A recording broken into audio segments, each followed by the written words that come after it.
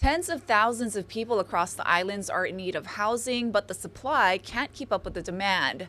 That's why a Hawaii delegation is looking abroad for new ways to speed up the process. Emily Cristobal takes us to a construction site in Singapore where they're doing just that. Modular housing or prefabricated homes. Maybe you've heard of the term before, but what exactly is it and how does it work? Well, there's a company in Singapore that's developed designs to build housing complexes in a safer, faster, and more efficient way. This is the construction site for Ong Mo Kio Rise, a privately developed luxury housing project located in the central area of Singapore. Here, workers are using a construction method they call PPVC, or prefabricated, pre-finished, volumetric construction. Unlike prefabricated homes we've seen in Hawaii, where walls are sometimes folded up to make rooms, these units are crafted into concrete boxes.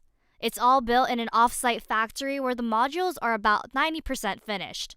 They're then transported to the building site where it's put together, kind of like Legos. During our visit, we got to see workers assemble apartments in action, carefully using cranes to stack prefabricated boxes on top of each other. We even got to see how the rooms come together: the kitchen, bathrooms, bedrooms, and more. Looking around the marble and granite finishes, one wouldn't have guessed it was modular. But when you break down the time it took to build, that's where the difference lies. United Tech, a Singapore construction company, said they can finish building one floor in just 8 days. And with Hawaii's huge need for housing, some 7,000 now displaced by the Maui wildfires, and the already 20,000 across the state who can't find an affordable place to live, now could be the time to implement some version of modular or precast construction. State Senator Stanley Chang, who led the delegation of lawmakers and housing experts, says while this form of construction hasn't been adopted at a large scale in Hawaii, it could help alleviate the need for more housing. We're seeing a lot more openness to it, especially from the construction unions, because I think the realization is there that the need is so great that our construction workforce would need to grow a lot if we need to expand our housing pipeline by 5 times, which is what I think we need to do. Paul Watase of Mark Development Incorporated, which focuses on creating affordable housing in Hawaii, says modular could work in some circumstances. To me, you really save on the financing side, because if you can just fly modules into place, stack it up, you can cut your construction time significantly.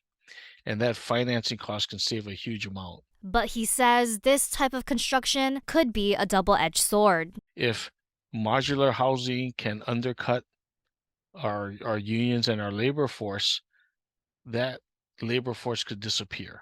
And we like to use the unions because we're assured of the quality when we use them. Watase emphasizes this is what really hurts Hawaii the most. Everything got to be shipped in.